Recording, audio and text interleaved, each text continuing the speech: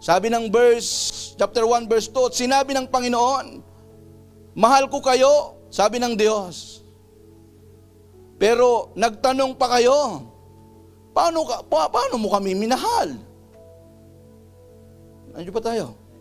Nakita po natin, even yung pag-ibig ng Diyos ay kanilang pinagdudahan. Pero nag-o-offering sila, nagsumasamba sila. Nandiyo pa tayo? Pwede tayong laman ng simbahan, mga Kristiyanong sinasambit, pero duda tayo sa pag-ibig ng Diyos. Hello? Duda tayo sa sinasabing mahal tayo ng Diyos. Dahil ang pag-ibig na alam natin ay yung pag-ibig na God will provide. Pinoprovide ng Panginoon yung aking pangangailangan. Salamat sa Panginoon. Nagiging maganda yung buhay namin. Salamat sa Diyos. Lahat ng bagay na yan ay galing sa Diyos.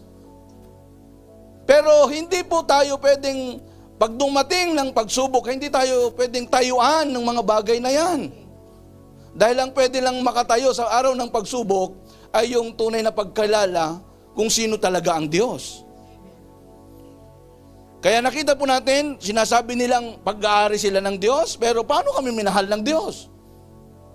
Kaya ang proof ng pag-ibig ng Panginoon ay ulitin ko, hello, huwag kang tumingin sa paligid mo, huwag kang tumingin sa pinagdadaanan po, huwag kang tumingin kung kani-kanino.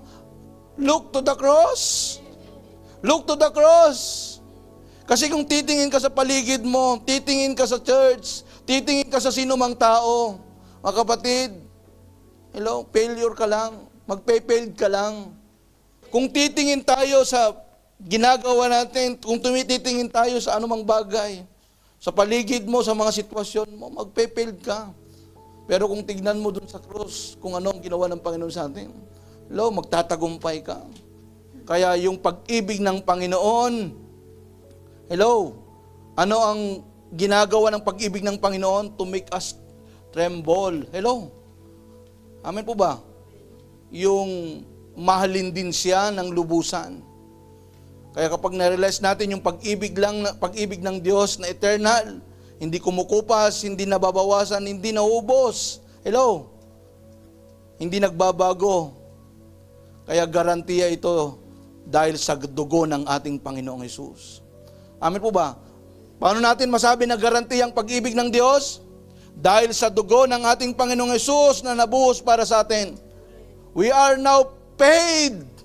Dapat ang maramdaman natin kapag sinabing, we are paid. Lord, we are paid. Hindi dahil napaka-emosyon mo naman. Anong pakialam ng katabi mo? Bakit kaya ka bang isalba yung katabi mo sa impyerno? No, wala siyang kakayanang isalbahin ka sa tiyak na kapahamakan yung katabi mo. Ang Diyos ang nagsalba sa iyo. Kaya kung sasabihin niya, napaka-ano mo naman, napaka-emosyon mo. Bakit? Kasi naiintindihan kong pag-ibig ng Diyos sa buhay ko. Anong pakialam ko sa iyo? Kung sasabihin mo sa akin na napaka-emosyon ko naman, bakit? Kasi naiintindihan ko na minahal ako ng Diyos.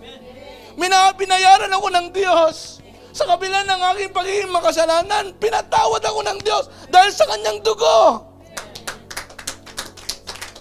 Kaya hindi pwedeng nababawasan ang pag-ibig ng Diyos sa isang Kristiyano na naintindihan niya kung ano ang ginawa ni Kristo sa krus ng Kalbaryo. Hindi katulad ng metro. Hindi ba tayo? Hello? Hindi katulad ng gas na kapag patuloy mong ginagamit ay bawas ng pabawas.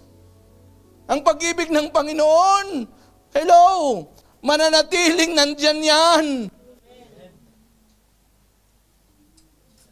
Kahit hindi tayo kikilala ng Panginoon, hindi, lagi kong binabanggit, hindi mababawasan ng kanyang pagka-Diyos. Hindi man tayo kikilala sa kanya, ang kanyang pagka-Diyos ay hindi mababawasan. God is holy. Hindi tayo kailangan. Pero ang pag-ibig ng Panginoon ay kanyang pinatunayan para sa atin. Nung siya'y napako sa krus ng Kalbaryo, bumaba dito sa lupa para ihalay niya ang kanyang buhay para sa atin. Dakila po ang pag-ibig ng Diyos. Hindi ka lang nakakaawit ng pag-ibig ng Panginoon dahil dumating ang bonus mo. Nakakaawit ka ng pag-ibig ng Panginoon kasi naintindihan mo na minahal ka ng Panginoon sa kabila ng hindi tayo karapat-dapat.